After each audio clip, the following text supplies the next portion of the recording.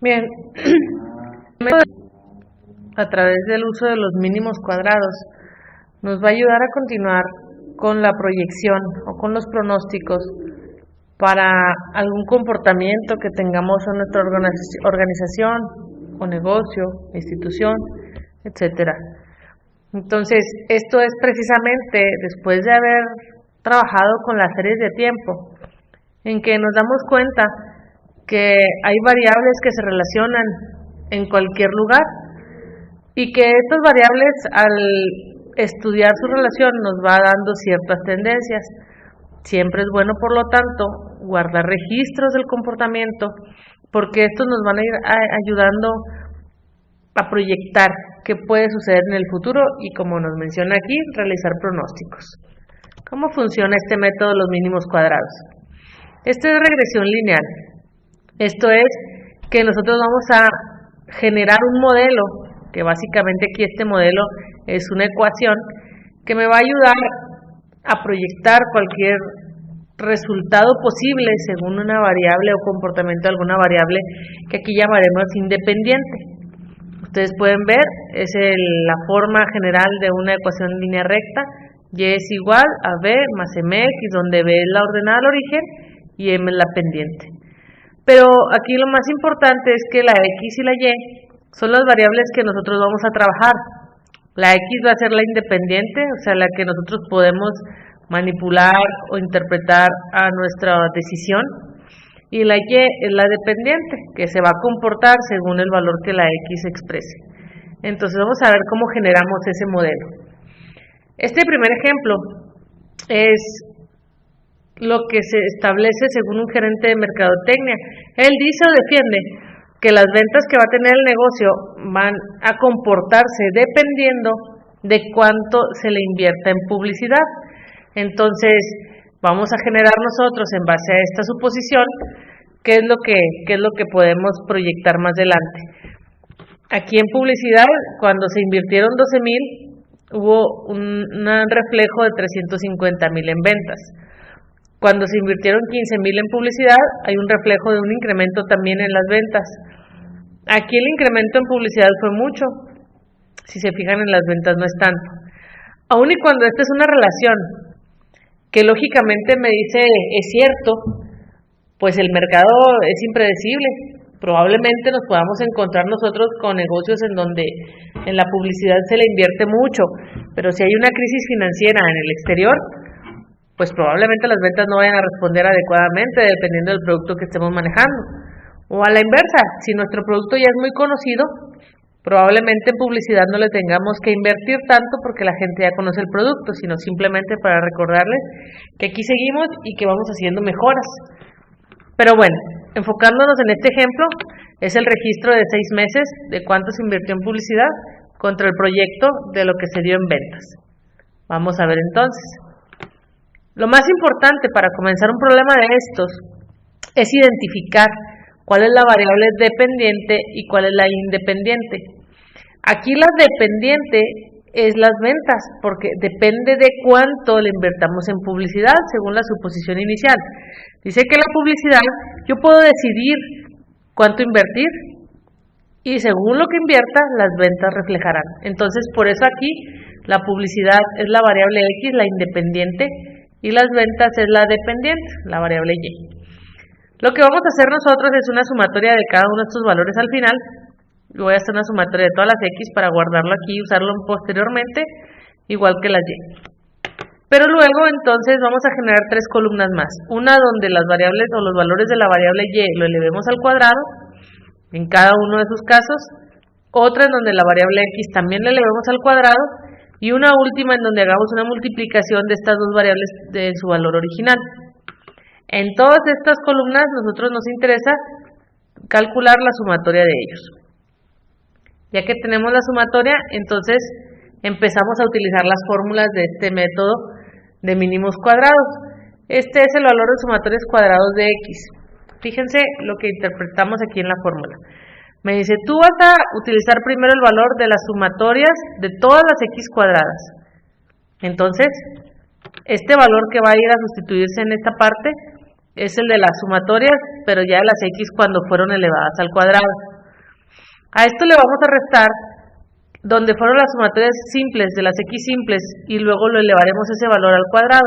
Por eso es que nosotros tenemos que donde sumamos las x lineales simples, ese valor lo vamos a elevar al cuadrado. Y por último lo vamos a dividir entre el total de datos que nosotros tenemos en nuestro registro histórico, o sea, en este caso eran los 6 meses, por eso es aquí, utilizamos el 6.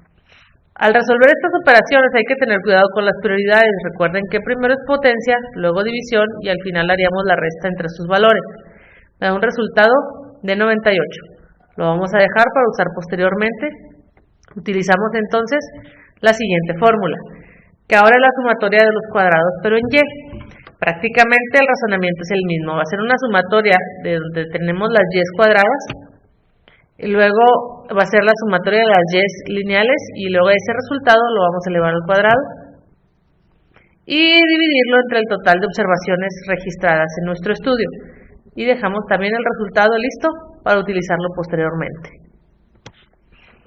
Ahora, por último, en este tipo de fórmulas de sumatorias, vamos a hacer el de sumatorias de los de XY, ya combinados. Me dice, vamos a utilizar la sumatoria de XY, o sea, donde nosotros multiplicamos y luego lo sumamos, es el primero que va a ir en mi fórmula. Donde primero los multiplicamos y luego al final lo sumamos, es el que va aquí. A esto le voy a restar la multiplicación de las sumas de las X por la suma de las Y. O sea, el 108 que es la suma de las X y el 2389 que es la suma de las Y. Y también lo dividimos entre el total de datos que nosotros históricamente guardamos, dándome un resultado de 764. Aquí pongo nuevamente las fórmulas y los resultados que obtuvimos en los procedimientos anteriores, la de las X que es 98, la de las Y que es el 6072 y la del XY que es 764. Estos me van a ayudar para calcular dos indicadores a continuación, el B1 y el B0. El B1 me dice que es el resultado de dividir el SCXY, que fue el último que sacamos, el 764, entre el SCX, que es el 98. La división directa de estos es el que voy a utilizar aquí. Aquí ustedes lo ven redondeado. Probablemente cuando hagamos algún redondeo me va a afectar ligeramente en las decimales, en un resultado posterior. Pero aquí estamos haciéndolo práctico para redondearlo a 2 decimales. El B0 lo calculamos después, porque si ustedes pueden ver en la fórmula, pues requiero del uso del B1. Entonces, por eso lo calculé primero aquí, para poder utilizarlo luego en la sustitución de esta fórmula. Esta X con la rayita y Y con la rayita, dígase X testada y Y testada, no es más que el promedio que yo tengo de mis X y mis Y normales. Es decir, que si aquí las X, la sumatoria es 108, pues el 108 lo divido entre 6 para sacar un promedio de X. Igual el 2389 lo divido entre 6 para sacar también un promedio de Y. Entonces, esto es el que vamos a utilizar aquí y el aquí. El 108 entre 6 y el 2389 entre 6. Y aquí lo tenemos ya. Es el que tenemos en esta posición y aquí en esta. Hacemos las operaciones requeridas para que me salga este valor. Entonces, ya que tengo el B1 y el B0, me voy a la fórmula original que había puesto a la presentación, en donde me dice que el B0 es el que va a ser las veces de B en la fórmula de la línea recta, y el B1 es el que va a ser las veces de pendiente, también aquí en la línea recta. Entonces el B0 lo ponemos primero, aquí de inicio, y el B1 lo ponemos aquí después, como una sustitución al coeficiente de la X. Este es mi modelo. Este es mi modelo de regresión lineal en donde yo puedo hacer cualquier proyección. Recordemos que la X representa la cantidad de dinero que estoy dispuesto a invertir en publicidad. Si yo digo que quiero invertir 30,000, pues pongo aquí 30,000, resuelvo, y la Y me va a decir más o menos cuántas ventas se pueden reflejar con esos 30,000 de inversión. Pero como es un modelo, obviamente tiene margen de error. ¿Cómo lo vamos a calcular? Aquí tenemos fórmulas para llegar a este que es nuestro objetivo, que es el error estándar. Para llegar al error estándar nosotros tenemos que calcular la suma de cuadrados del error, luego el cuadrado medio debido al error, para poder llegar a este que es nuestro objetivo real. ¿Cómo sacamos esta suma de cuadrados del error. Bueno, si se fijan, usamos el SCY, que era el valor de 6072, es el que está puesto aquí. A eso le voy a restar el SCXY, pero elevándolo al cuadrado, o sea, aquí este 764, elevándolo al cuadrado, entre el SCX, que era el primer que sacamos, que era el 98. Hacemos esta operación y entonces vamos a tener la suma de cuadrados del error. Este lo utilizamos para el cuadrado medio del error, que sería esta parte de aquí arriba en la fórmula haciendo la sustitución, y n-2. N no hay que perder de vista que son los registros con los que hemos estado trabajando. Si yo registré nada más lo de 6 meses, por eso va el 6 aquí. Este 2 es una constante y siempre va a ser así en todos los procedimientos. Lo único que cambia es este.